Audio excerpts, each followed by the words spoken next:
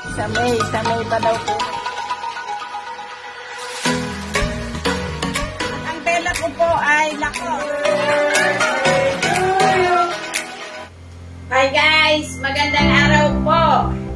Ito po ang kauna-unahang vlog ko ngayong 2025. At welcome po sa aking YouTube channel.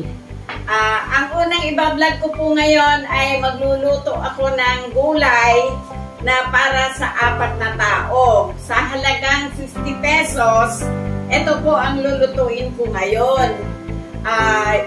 Bumili ako ng kapirasong baboy, 15 pesos. At ito pong lahat ng gulay na nasa harapan ko ay sa halagang 34 pesos lang po ito. Kulang pa ng piso. Pero gagamit po ako ng mantika dito. O, ayan. Para mabigyan ko po kayo ng tip kung paano po kayo makamura, tiyagaan lang po sa palengke. Makakabili po kayo doon ng murang gulay. O, tara guys. O guys, eto. Gagayatin na natin. Ito yung baboy natin. Tapos, pag nagkayat ako ng gulay, yan guys, ilulubog nyo agad sa tubig.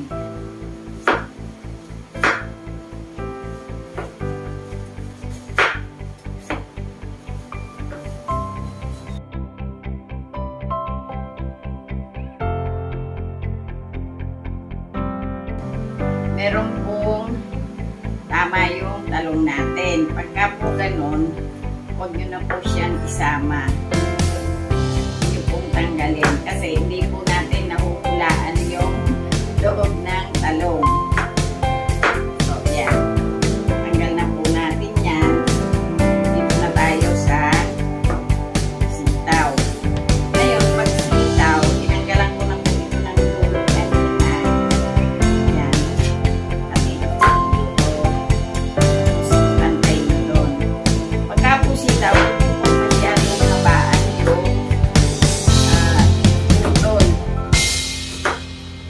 para po maganda siya tingnan. Yan. Babad na rin po natin siya sa tubig. Ngayon, itong okra, yan. Pagka mahaba, tinatatlo ko po yan. Yan guys, o tingnan nyo. Pag nagayat na yung halaga 50 pesos, napakarami na. O yan. Etong kamatis, medyo mahal ang kabili ko. Yan. Pero hindi naman po kasi pwede na walang kamatis yung ating gulang-lang. So, yan. Itong sibuyas, malaki-laki naman. Pwede rin po ninyo lagyan ng maliit. Iba po, kalahati lang ginagamit. Eh, namuna naman po yung kabili ko, tinulo ko na.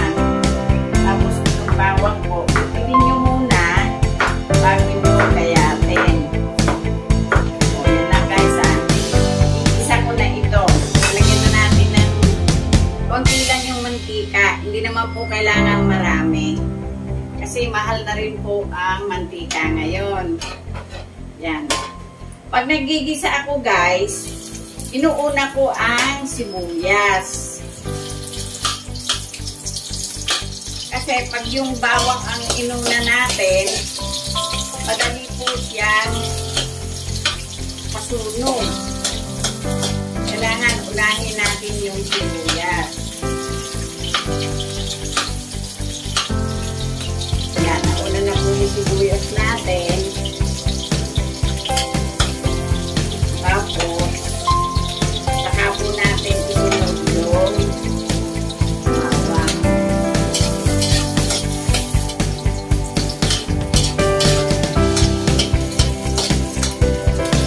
Pwede na po natin lagay yung kamatis.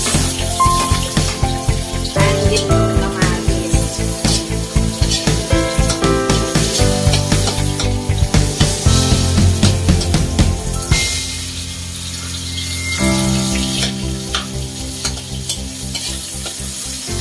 O, yan siya guys.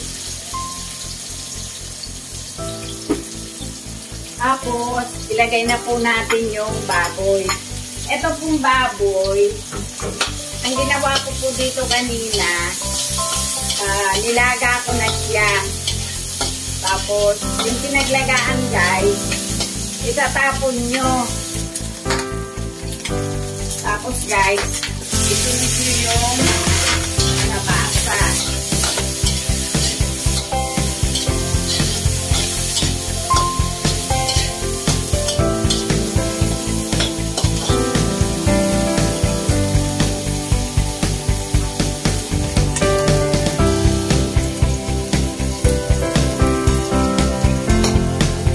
Tapos, lagay na po natin yung talong.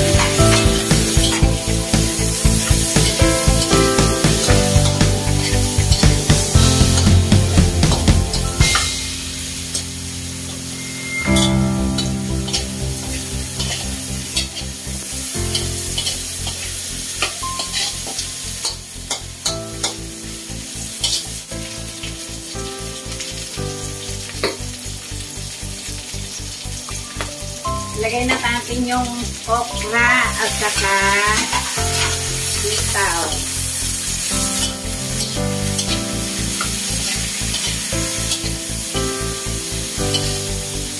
Alam nyo kasi guys, pag ganito yung pag-iisa,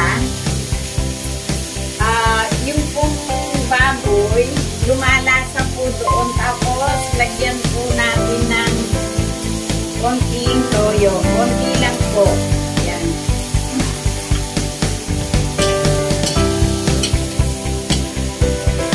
Para magkakulay lang po ng konti. Ayan, tingnan nyo. Maganda po kasi ang kulay ng gulay kung igigisa natin ng kasabay ang mga rekado. Kasi hindi po siya namumutla. Lagi po sariwa ang itsura ng gulay natin. Ayan o. O yan guys.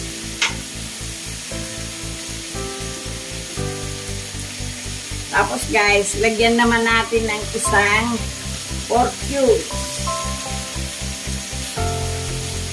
Yan. Pina po natin siyang lagyan ng isang ganito lang po ang isasabaw natin. Huwag po marami. Isang mangkok lang na maliit. Kasi kaya na po niyang lutuin yan.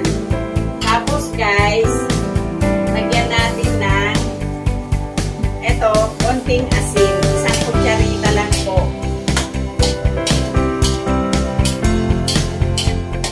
Ayan guys, oh. Tingnan nyo.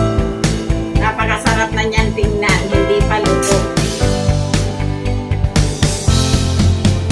Oh, ayan guys, luto na.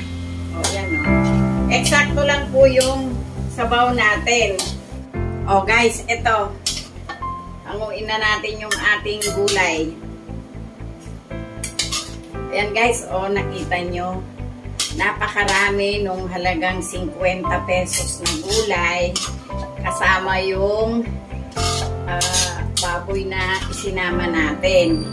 Pero kung isasama pa natin yung mantika, yung gas, palagay na po natin nasa 80 pesos. Makakamura pa rin po kayo. At tama pa yung lasa na makakain nyo. O yan guys. O. Yan. O guys, ito. Haluin na natin yung ating gulay. Yan guys, o nakita nyo. Napakarami nung halagang 50 pesos na gulay. Kasama yung baboy na sinama natin.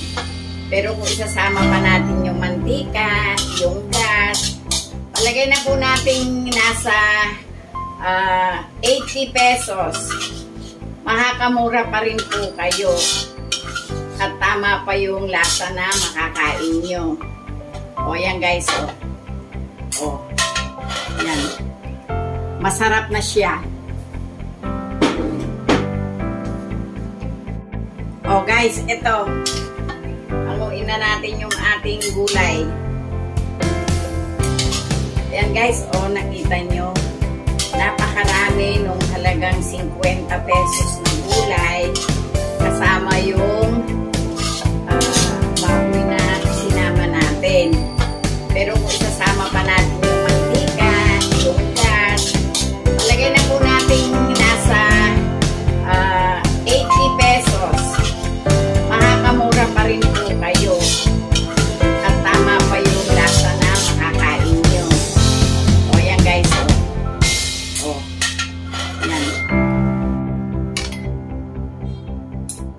Ito guys, tikman na natin yung ating niluto.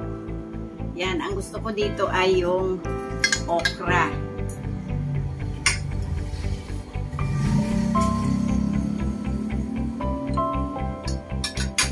Masarap guys. Ito yung niluto natin sa halagang 50 pesos. Yan, hindi lang po ako ang kakain dito. Marami po kami. O tara guys, kain na tayo. At sa mga nanonood, thank you. At sana mag-subscribe kayo kay Lola kasi araw-araw na po ako